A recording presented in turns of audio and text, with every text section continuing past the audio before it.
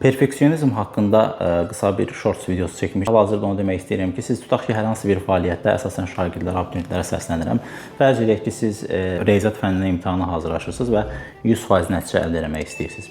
Siz 80% nəticəni əldə etmək üçün 80 qram enerji, məsəl üçün, yəni 80 qram enerji sərf edirsiniz, amma 100% nəticə əldə etmək istəyirsiniz. 100% nəticəni əldə etmək üçün, yəni arada qalan o 20% nəticəni əldə etmək üçün isə 180 qram, 200 qram, bəlkə də 500 qram, 1000 qram enerji sərf etmək məcburiyyətində qalacaqsınız bir çox zaman. Yəni demək istədiyim odur ki, 80%-ə qədər qalxmaq, nəticəni əldə etmək daha rahatdır, nəinki 80%-dən 100%-ə qədər nəticəni əldə etmək. Yəni oradakı 20%-i əldə etmək bizim 80%-i əldə etməyimiz üçün sərf etdiyimiz zaman və enerjidən qat-qat daha çoxunu tələb eləyir.